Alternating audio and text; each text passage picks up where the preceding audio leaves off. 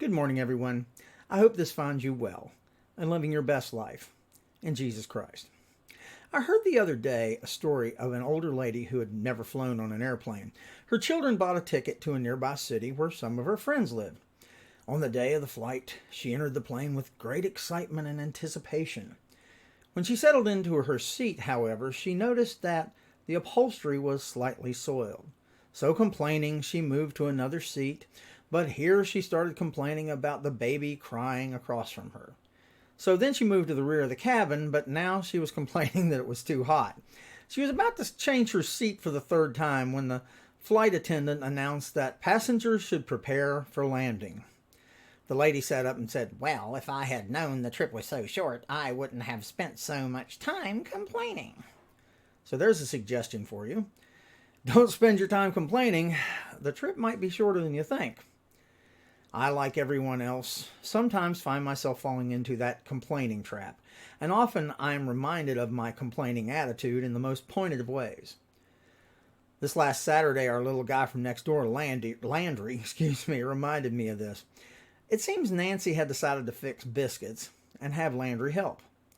I was working in my office and could hear the general chaos that ensued, but I was totally unprepared for the stopped up bathroom sink that I discovered a short while later after Landry decided to, quote, wash his hands, unquote. I was griping pretty good as I crawled under the sink to fix it, fussing at Nancy that this was ridiculous. But then I looked on the bathroom wall and discovered a perfect handprint in dough and flour that he had left for me, and my heart melted. I know it had to be cleaned up, but it reminded me of how blessed we have been to have him in our lives, chaos and all. You see, it's easy to complain about something insignificant when we ought to be celebrating God's significant blessings. There's a lady named Holly Butcher who developed an extremely rare form of terminal cancer. Before she died, she wrote, "Life is fragile, precious, unpredictable, and each day is a gift. Don't waste time complaining. You might have gotten caught in bad traffic today, or you had a bad sleep because the baby kept you awake, or your hairdresser cut your hair too short. That's time wasted. I promise you will not be thinking of those things when it's your turn to go." Many large department stores and online stores have a complaint department where they receive complaints.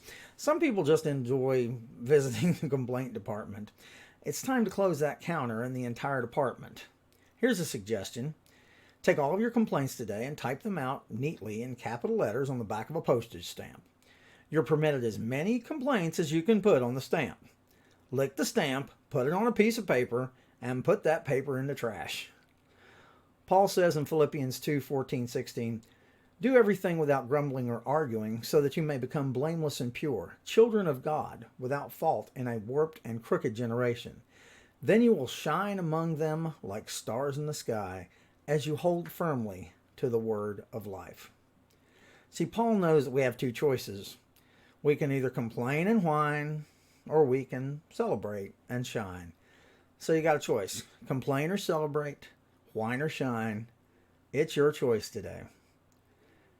I hope you make it a terrific day today in Christ. I want you to remember I'm here if you need me.